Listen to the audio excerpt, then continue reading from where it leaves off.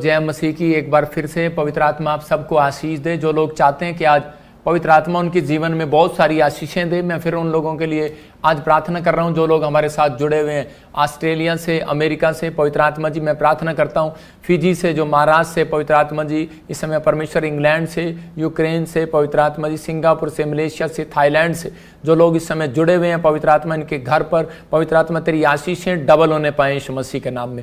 और हर एक आशीष पवित्र आत्मा जी इनके बच्चों के ऊपर आने पाए। पवित्र आत्मा इनके घर में शांति का वरदान आने पाए। पवित्र आत्मा ब्लेसिंग दे यीशु मसीह के नाम में, आमीन। क्या आप चाहते हैं कि परमेश्वर आपके घर में शांति का वरदान दे? कितने लोग चाहते हैं कि पवित्र आत्मा आपके घर में शांति का वरदान दे? बहुत सारे लोग नहीं समझते, जब हम प्रार्थना ही करते हैं तो उसके बाद आपके जीवन में बहुत सारी आशीषें खुलती हैं, बहुत सारी ब्लेसिंग स्वर्ग से रिलीज करता है परमेश्वर। क्या आप तैयार हैं पवित्र आत्मा की आशीष को लेने के लिए? मैं उन लोगों को देख रहा था कि सुबह से आप शाम से आप गवाहियों को सुन रहे हैं। आपने सुना आज गवाहियां कि पथरियां गई, रसोलियां गई, लोगों के सिर में दर्द था, किसी का मकान बना, किसी के ब्लेसिंग आई। क्योंकि अय्यूब बोलता है इस बात के लिए, कह रहा कि प्रार्थना से बाइबल बताती है कि मिट्टी झड़ती है। जो शैतान आपके ऊपर मिट्टी डालता है कि आप दिखे ना, आप एक गोल्ड है, आप एक डायमंड है, कि आप बाहर ना आए, आप दिखे ना। परमेश्वर का आत्मा आपको आजाद करना चाहता है, आपकी ब्लेसिंग को खोलना चाहता है। क्या आप तैयार हैं पवित्र आत्मा आपके जीवन में बहुत सारी भरपूरी दे, बहुत सारी आशीषों को दे? तो मैं ऐसे लोगों के लिए प्रार्थना कर रहा हूँ कि पवित्र आत्मा ने मुझे जो जो दिखाया कि अभी खासकर भविष्यवाणी के लिए, कि पवित्र आत्मा ने मुझे कहा था कि एक मोंकी वायरस इस दुनिया में आएगा, भारत में भी और कई जगह पर भी आएगा। आप सुन रहे हैं कि अफ्रीका से, पाकिस्तान में और भारत में भी वो वायरस आ रहा है।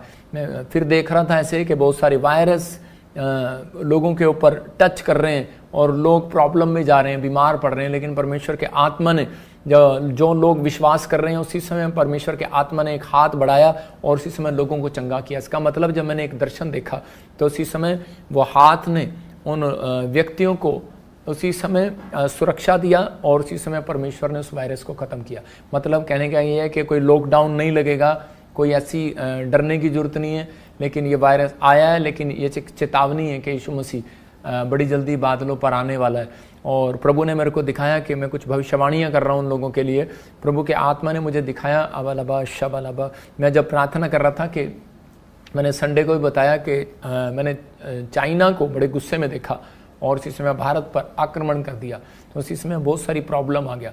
मैं फिर उन लोगों के लिए देख रहा था कि बहुत सारे लोग जो है सड़कों पर निकल रहे हैं। मैंने बताया था और फिर बता रहा हूँ कि बहुत सारे लोग जगह जगह पर सड़कों पर निकल रहे हैं। और मैंने देखा कि वो यूएसए में, मैंने देखा ऐसे अफ्रीका में और ऐसे कई जगह पर देखा, जैसे मुस्लिम कंट्रियों में, खासकर पाकिस्तान में और इंडिया में, तो ऐसे जगह जगह पर। और आप सुन भी रहे हैं कि अभी लोग आरक्षण के लिए निकल रहे हैं। लेकिन मैं कुछ लोग सुनना चाहते हैं कि क्या होगा क्या नहीं होगा। मैं उन लोगों को बता रहा हूँ कि जो आरक्षण के लिए फ़ाइट कर रहे हैं, फ़ाइट करना आपका फ़र्ज है।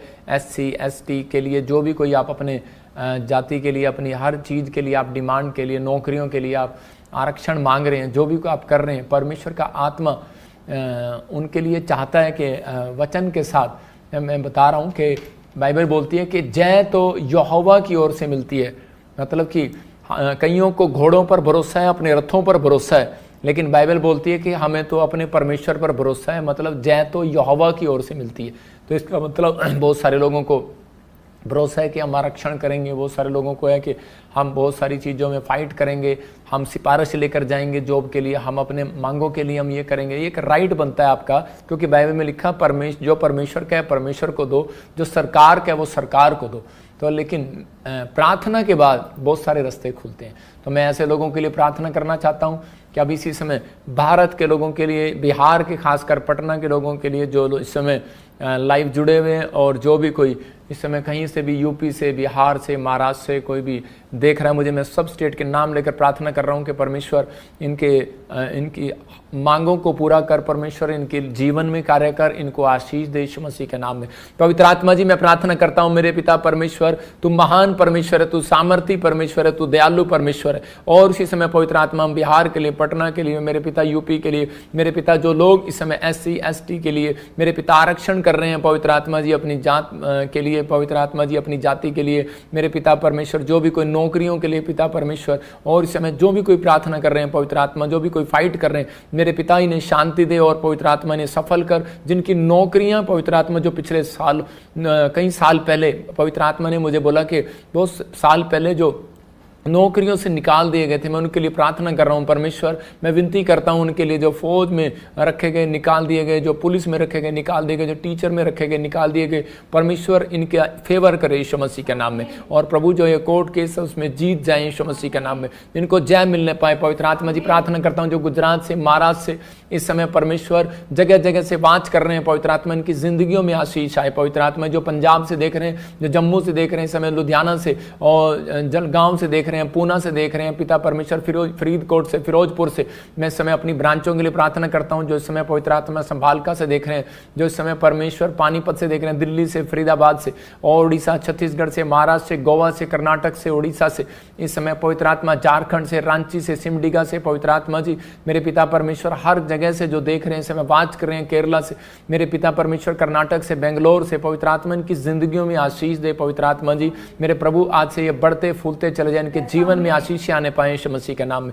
और प्रभु मैं प्रार्थना करता हूं पवित्र आत्मा ये सच में तेरे हाथों के साथ पवित्र आत्मा आशीष पाए, बड़ी ब्लेसिंग इनके चेहरे पर आने पाए, और ये सच में आज से पवित्र आत्मा बड़ी बड़ी ब्लेसिंग को देखने पाए यीशु मसीह के नाम में, आमीन। मैं फिर कह रहा हूं कि उन लोगों के लिए जो फाइट कर रहे हैं, कहीं से भी मुझे देख रहे हैं, जनाला ब्रांच से, जो यूपी से, इसी समय आसाम से देख रहे हैं, जो इस समय बरनाला से देख रहे हैं, जो इस समय पटियाला, राजपुरा, भटिंडा से आप स्क्रीन पर देख रहे हैं, भुवनेश्वर से, जो इस समय हमारे पास फोटोएं आ रही हैं, छत्तीसगढ़ से, साइप्रस से, और इसी समय Australia, America, England, Faridkot, Fatehabad, Firozpur से जो ब्रांचें हैं, हर संडे, हर वीरवार ये इकट्ठे होते हैं और परमेश्वर इन्हें ब्लेसिंग दे। और इसी समय हिसार से जो ब्रांचों में जो देख रहे हैं, फतेहाबाद से, परमेश्वर का आत्मा इनकी जिंदगियों में काम करे। जो दुबई में ब्रांचों में जा रहे हैं, आप देख रहे हैं सबको, फिजी में, यूएसए में ब्रांचों में इकट्ठे हो रहे हैं, हांगकांग में, प्रभु इनके जीवन में काम कर रहा है, इजराइल में, मॉरिशस में, कहीं से भी जो लोग इस समय सिडनी से, अमेरिका से, कहीं से वाच कर रहे हैं, परमेश्वर का आत्मा इन्हें आशीष दे। मैं चाहता हूं कि आप अपने हाथों को उठाएं और परमेश्वर का आत्मा आपकी जिंदगियों में काम करे। और इसी समय अपने हाथों को उठाओ और पवित्र आत्मा आपकी जिंदगी में बहुत सारी ब्लेसिंग दे यीशु मसीह के नाम में। पवित्र आत्मा जी मैं प्रार्थना करता हूं मेरे पिता परमेश्वर, जो ऑनलाइन व्यूअर है, इनके जीवन में आज से परमेश्वर बड़ी बढ़ोतरी होने पाए यीशु के नाम में, आमीन आमीन। जो लोग प्रार्थना कर रहे थे हाथ उठाकर, इस समय परमेश्वर का आत्मा उनके जीवन में काम कर रहा है। और प्रभु ने मेरे को दिखाया जिनके नाम SNRGPTL और V से हैं, वो 3 महीने के अंदर प्रभु के आत्मा ने मुझे कहा कि वो बड़ी बड़ी फाइट को जीतेंगे। मतलब कि कोई संघर्ष कर रहे हैं, आपकी जीत होगी इस साल के अंदर। आइए हम परमेश्वर के कलाम में जाएंगे। क्या आप चाहते हैं कि परमेश्वर का कलाम आपकी जिंदगी में आशीष दे? बहुत सारे लोग चाहते हैं कि परमेश्वर मुझे आशीषें दे, और बहुत सारे लोग जो हैं स्वर्ग जाना चाहते हैं। लेकिन याद रखना, एक शराबी व्यक्ति को भी पूछ लो तुझे स्वर्ग जाना है, तो वो ये कहेगा कि हाँ मुझे स्वर्ग जाना है, मुझे स्वर्ग जाना है, मुझे स्वर्ग जाना है। ये नहीं कहेगा कि मैं शराब छोड़ दूं।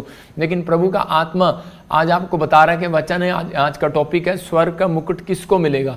बाइबल बताती है उस बात के लिए कि स्वर्ग का मुकुट उस व्यक्ति को कभी नहीं मिलेगा जो लालच करता है। आज का हमारा टॉपिक है कि स्वर्ग का मुकुट किसको मिलेगा। स्वर्ग का मुकुट कह रहा है कि स्वर्ग का मुकुट उसको मिलेगा, कह रहा है कि जो किसी तरह का लालच नहीं करेगा। 3 तरह के पाप आपको स्वर्ग से आशीष पाने से रोकते हैं। बाइबल बताती है इस बात के लिए, वो आप लिख सकते हैं। व्याभिचार, इसने गलत लिखा है, व्याभिचार, लालच और अशुद्ध चीजें। मतलब कि ये 3 चीजें जो हैं आपकी लाइफ में, वो आपको कभी भी आगे स्वर्ग जाने से स्वर्ग जाने से रोकती हैं। हमेशा ये 3 चीजें आपको स्वर्गीय आशीष लेने से रोकती हैं। मैं फिर कह रहा हूं उन लोगों को कि स्वर्ग से आशीषें आती हैं एक व्यक्ति के जीवन में हर बार, लेकिन पवित्र आत्मा उन लोगों के जीवन में आशीषें रोक देता है। बहुत सारे लोगों का क्वेश्चन है कि मैं अपनी लाइफ में जब प्रार्थना करता हूं, परमेश्वर इतनी बाइबल पढ़ता हूं, इतना मैं सब कुछ करता हूं, लेकिन इतना दान भी देता हूं, इतना भेंट भी देता हूं, लेकिन बहुत सारा, लेकिन परमेश्वर मेरे जीवन में आज भी आशीष क्यों नहीं है? तो ये बात आप लिख लें। 3 तरह के पाप आपको स्वर्ग से आशीष पाने के लिए रोकते हैं। मतलब कि ये एक व्याभिचार, एक लालच और अशुद्ध चीजें, नशा, जो 2 अभी आपने अभी बच्चों के एक्ट देखा, वो क्या था कि एक वो व्याभिचार के ऊपर था और एक लालच के ऊपर था, नशे के ऊपर। कि हम बहुत बार जो है नशे में पड़े रहते हैं, लालच में पड़े रहते हैं, लेकिन बहुत सारे लोगों को नहीं मालूम जो लालच से दूर रहेगा स्वर्ग का मुकुट उसको मिलेगा, स्वर्ग की आशीषें उसको मिलेगा। नशा आपकी जिंदगियों में, मैं कह रहा हूं कि जब तक अगर रहेगा तो आप अपनी लाइफ में कभी भी परमेश्वर से आशीष नहीं पा सकते, क्योंकि शैतान जो है यही चाहता है कि मैं इन लोगों को कैसे गिराऊं। हम पढ़ते हैं बाइबल के अंदर भजन संहिता 4:3, हम पढ़ेंगे, देखो क्या लिखा भजन संहिता 4:3 में। हाँ देखें क्या लिखा, बाइबल कहती है कि परमेश्वर स्वर्ग उस व्यक्ति को देना चाहता है, कह रहे कि जो लोग अलग रहने, पाप से अलग रहना सीख जाएगा। कह रहा यह जान रखो कि यहोवा ने भगत को अपने लिए अलग कर रखा है, जब मैं यहोवा को पुकारूंगा तब वह सुन लेगा। दाऊद बोलता है इस बात के लिए कि मैं जानता हूं कि परमेश्वर ने मुझे अलग कर रखा है। मतलब उसके दोस्त बोलते होंगे तू हमारे जैसा क्यों नहीं है, उसके रिश्तेदार बोलते होंगे तू हमारे जैसा क्यों नहीं है, लेकिन वो बोलते हैं कि नहीं, मसीह लोगों का जीवन ऐसा ही होना चाहिए कि जब तक आपको लोग ना बोले कि यार तू हमारे साथ संगति में क्यों नहीं बैठता, यार तू हमारे साथ पहले शराब पीता था अब क्यों नहीं आता, तो इसका मतलब कि आपके अंदर पवित्र आत्मा की प्रेजेंस आ गई और परमेश्वर आपसे खुश है। और बाइबल बताती है कि स्वर्ग का मुकुट आपसे दूर नहीं है, बहुत जल्दी आपको परमेश्वर देना चाहता है, वो स्वर्ग की आशीष आपको देना चाहता है, वो बरकत की आशीष आपको देना चाहता है। लेकिन हम कई बार जो है वो परमेश्वर से आशीष लेने के लिए कई बार हम सोचते हैं कि शायद पता नहीं परमेश्वर मेरी जिंदगी में काम करेगा या नहीं करेगा, मुझे आशीष मिलेगी या नहीं मिलेगी। आदमी बोलता था, एक आदमी था वो बोलता था बार बार कि किसने देखा स्वर्ग, किसने देखा नरक। मतलब आज बहुत सारे लोग विश्वास नहीं करते स्वर्ग और नरक के बारे में, वो लोग बोलते हैं किसने देखा स्वर्ग, किसने देखा नरक, तो हम इन चीज़ों में हम पढ़ेंगे नहीं। लेकिन पवित्र आत्मा ने उसके जीवन में काम किया, उसको एक तकलीफ में लेकर गया। मैं आपको बताता हूँ, शैतान ने उसको एकदम से बहुत सारी तकलीफें दिया उस आदमी को। वो खाता था, पीता था, शराब पीता था, ऐशो आराम करता था। उसकी बहन उसके सामने मर गई, उसका भाई उसके सामने मर गया, उसका बच्चा जिस दिन उसके सामने मरा तो उसको उस दिन ठेस पहुंची और वो उस दिन संसार से अलग हो गया। और वो कहने लगा परमेश्वर के क्या बात है कि मैं परमेश्वर, मैं इतनी शराब पी रहा हूं, इतना कुछ कर रहा हूं, लेकिन मेरे को पता ही नहीं था कि जीवन थोड़े दिन का है। उसके सामने सामने जवान भाई बहन मर गए, उसके सामने सामने जवान बच्चा मर गया, कुछ नहीं हुआ, कोई शराब नहीं पीता था, कुछ नहीं करता था। लेकिन उसी समय परमेश्वर ने उससे बात किया, उसने कहा कि मैंने तेरे ऊपर दया किया हुआ है, अपने मुकुट को संभाल कर रख और उसी समय अपने कैरेक्टर को संभाल कर रख। मैं कह रहा हूं कि परमेश्वर आज भी आप लोगों के ऊपर कहता है कि वो मुकुट देना चाहता है। कह रहा है लेकिन किस व्यक्ति को आशीष मिलेगा, जो अपने मुकुट को कह रहा है कि अपने मुकुट को संभाल कर रखेगा, अपने कैरेक्टर को छीनने नहीं देगा। कहता आपको परमेश्वर ने स्वर्ग का मुकुट, कह रहा धरती पर आशीष का, शांति का, कह रहा है धन का, बरकत का, अच्छी सेहत का, स्वास्थ्य का आपके ऊपर मुकुट दिया हुआ है, लेकिन आपको उस मुकुट को पकड़ना है। हम बाइबल में देखते हैं प्रकाशित वाक्य 3:11 में क्या लिखा, वहां पर लिखा क्लियर, कह रहा है कि अगर जो कोई परमेश्वर से स्वर्ग का मुकुट पाना चाहता है तो कह रहा है कि वो अपने आप को रोके रहे। इसका मतलब परमेश्वर अपने लोगों को बताना चाहता है, कह रहा है कि मैं शीघ्र ही आने वाला हूं, जो कुछ तेरे पास है उसे थामे रहे कि कोई तेरे मुकुट को छीन ना ले। मतलब परमेश्वर का आत्मा अपने लोगों से बात कर रहा है, कहता है कि कोई तेरे मुकुट को छीन ना ले, लेकिन मैं कहता है कि बहुत जल्दी आने वाला हूं संसार के अंदर। लेकिन डिपेंड करता है कि आप कितनी देर तक, कहता है कि परमेश्वर आशीष देना चाहता है, इस साल भी देगा, अगले महीने भी देगा। हो सकता है आपके पास बच्चा ना हो सकता है आपके पास नौकरी ना हो, कोई चंगाई ना हो, कोई आशीष ना हो आपके घर में, घर में कोई टीवी ना हो, कोई फ्रिज ना हो, कोई भी घर ना हो, किराए के मकान पर रहते हो, लेकिन पवित्र आत्मा आपसे बात कर रहा है, कहता है कि कह रहा है जो कुछ तेरे पास है उसे थामे रहे। मतलब जो कुछ आपके पास है उसे थामे रहो। आपके पास कहता है कि, लेकिन कहता है हो सकता है आपके पास कुछ नहीं है, लेकिन आप दूसरे को देखकर जलते रहते हैं। आप कहते हैं कि नहीं, परमेश्वर इसको आपने ज्यादा दिया है, इसको बड़ी नौकरी दी है, इसको बड़ा अभिषेक दिया, इसको बड़ा कह रहा है कि प्रॉफिट का गिफ्ट दिया, लेकिन प्रोफेसी का गिफ्ट दिया, लेकिन परमेश्वर मुझे कुछ नहीं दिया। हो सकता है आपके पास बड़ी बुद्धि हो, लेकिन आपके सामने वाले के पास बुद्धि ना हो और वो चिंता कर रहा हो, लेकिन परमेश्वर का आत्मा कह रहा है जो कुछ है तेरे पास उसमें संतुष्ट रहे, उसे रोके रहे। मतलब अपने दिमाग को, अपने विचारों को, अपने मन को कंट्रोल में कर, कहता है कि ताकि तेरा कोई मुकुट न छीन ले। इसका मतलब शैतान आपकी स्वर्गीय आशीष और धरती की आशीषों को, मुकुट जो है वो छीनना चाहता है, वो आपकी आत्मिक आशीष छीनना चाहता है, क्योंकि उसको मालूम है, कह रहा है कि अगर ये थोड़ी चिंता करेंगे, थोड़ी परेशानियों में जाएंगे, थोड़ी समस्या में जाएंगे, तो उसी समय कह रहा है कि ये परमेश्वर को छोड़ देंगे। और उसी समय अय्यूब के जीवन में जब चिंताएं दी, उसके 10 परिवार के लोग जब मर गए, उसके ऊंट मर गए, मैं कह रहा हूं उसके बैल मर गए, और उसी समय उसके फाइनेंस में जब प्रॉब्लम आ गया, उसकी पत्नी भी छोड़कर चली गई, मतलब आत्मिक होते होते भी वो एक संसारिक औरत बन गई। लेकिन उसी समय लेकिन अय्यूब अपने खराई पर बना रहा और टिका रहा, अपने फैसले पर अडिग रहा। और मैं कह रहा हूं कि परमेश्वर ऐसे लोगों से प्यार करता है कि जो अपने विचारों में पक्के रहते हैं कि नहीं पवित्र आत्मा मैं हमेशा विश्वास में बना रहूंगा और तेरे साथ चलता रहूंगा। प्रभु का आत्मा बात करता है ऐसे लोगों से, आशीष देना चाहता हूं उन लोगों को कि नहीं मैं इन लोगों की जिंदगियों में काम करूंगा और ब्लेस करूंगा और उन्हें आशीर्वाद दूंगा। हम बाइबल में देखते हैं इफिसियों के 5 में कि बहुत सारे लोग नहीं जानते कह रहा ये 3 तरह के पाप जो है आपको कभी भी आशीषित नहीं होने देते, कभी भी आपको स्वर्ग की आशीष लेने नहीं देते, आपको दूर करते हैं परमेश्वर की आशीषों से।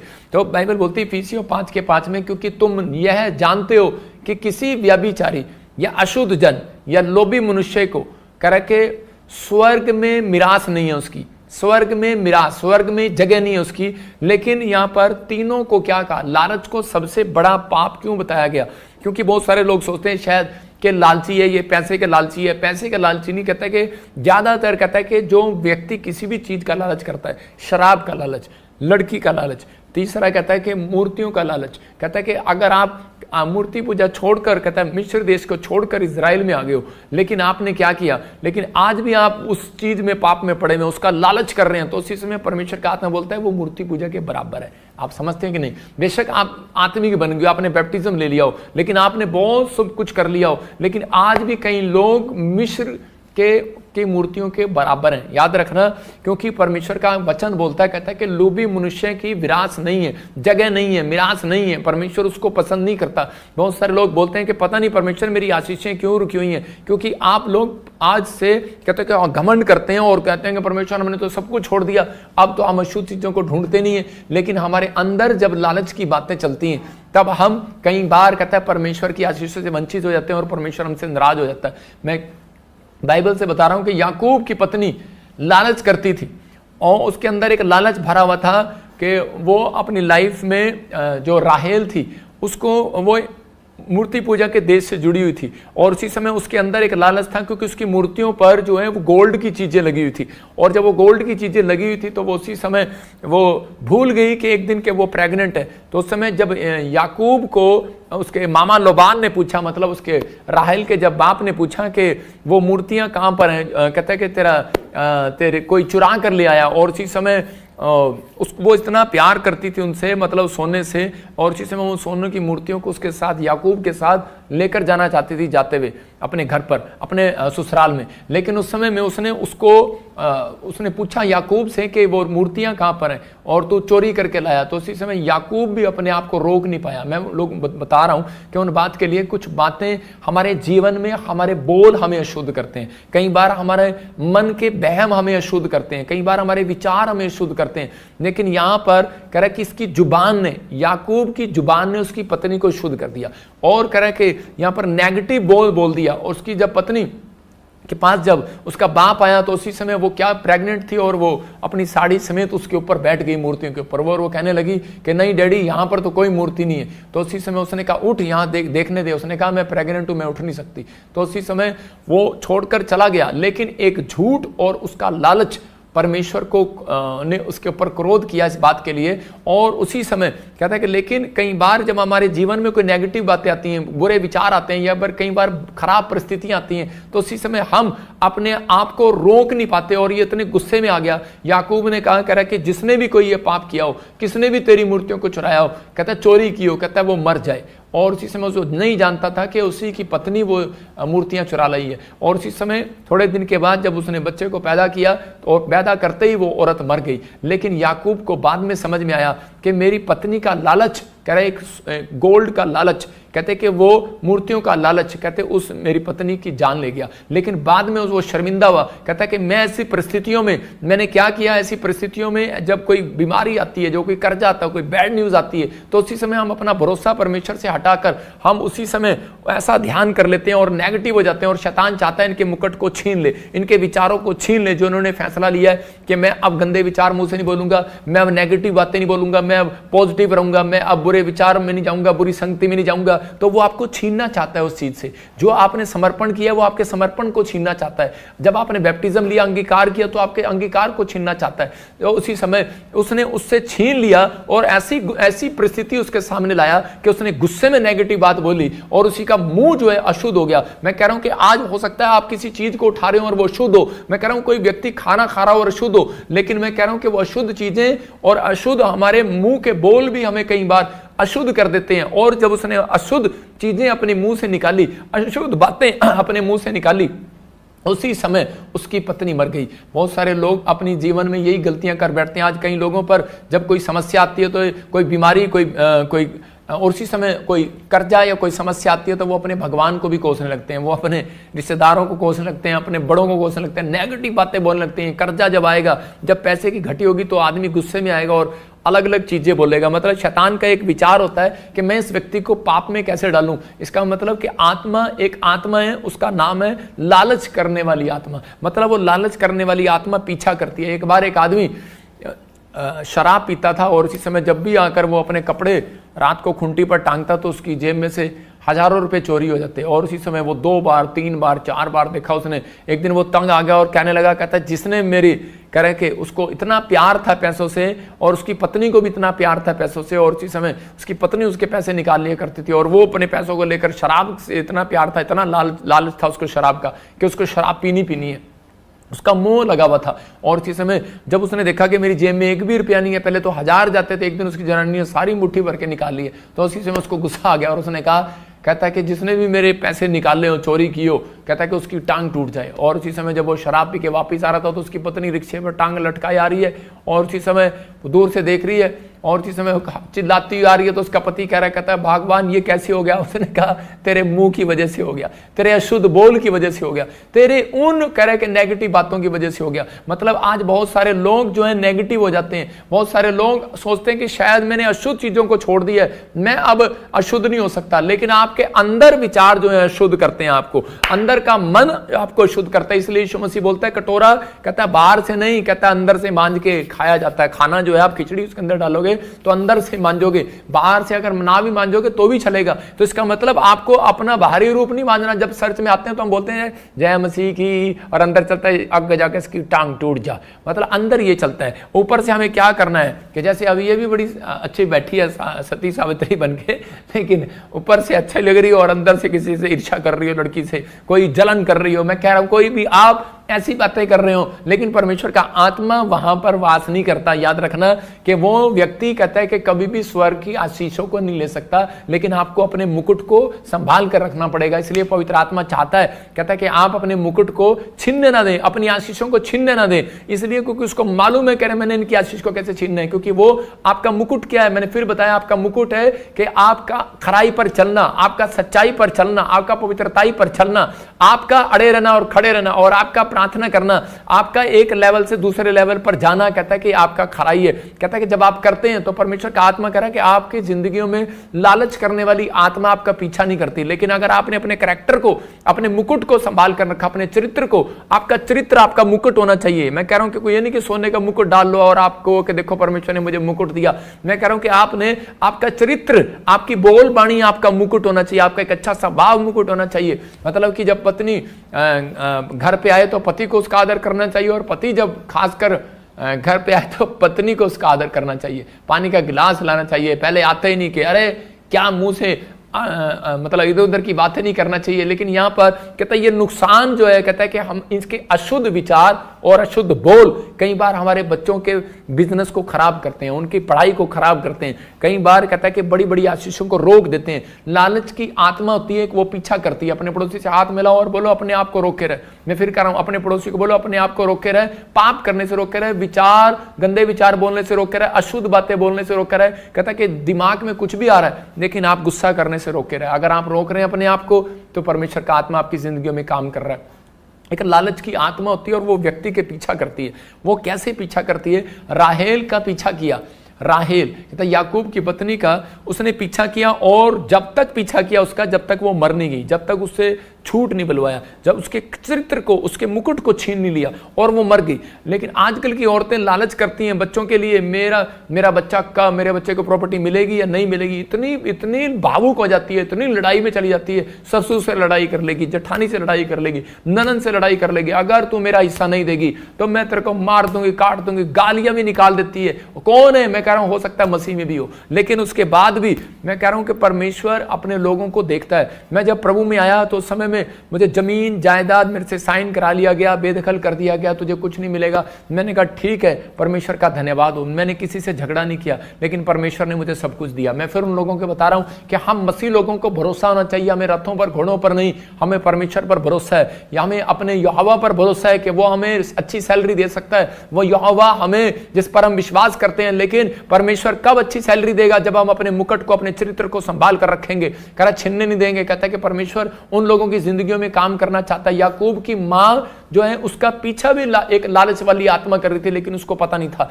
याकूब की मां क्या कह रही थी कि उसी समय याकूब छोटा बेटा था तो उससे प्यार करती थी, और उसी समय उससे प्यार करती थी, और उसी समय कहने लगी, याकूब कहती कि तेरे को तेरा बाप इसहाक बूढ़ा हो गया और एसाव को ज्यादा आशीष ना दे दे, एसाव को ज्यादा प्रॉपर्टी ना दे दे, इसलिए कहते हैं कि जा तू और उसी समय एसाव बनकर चला जा, और मैं तेरे लिए उसके लिए बकरा बना रही हूं और स्वीट डिश बना रही हूं, और तू जाकर उसको खिला, और उसके बाद कह रहा तेरे घर में आशीष आएगी, तेरे परिवार में आशीष आएगी, और तू बहुत धनवान हो जाएगा, तू ब्लेसिंग में बदल जाएगा। लेकिन ये औरत ने इसको समझाया और बताया, लेकिन उस समय में इनको समझ में नहीं आया कि हमें करना क्या है और क्या नहीं करना। ये व्यक्ति ये जाकर याकूब जो है अपनी मां के कहने पर जाकर इसने झूठ बोल दिया अपने बाप को कि मैं इस समय एसाव हूं, और उसी समय आशीर्वाद तो ले लिया। लेकिन बाइबल बताती है 14 साल इसने गुलामी में बिताए, और ये गुलामी में बिताने के बाद इसके पीछे लालच की आत्मा इसके पीछे पड़ी हुई थी, क्योंकि इसके मां के पीछे लालच की आत्मा थी, फिर इसके बच्चे के पीछे लालच की आत्मा गई। और उसी समय इसने जो कमाया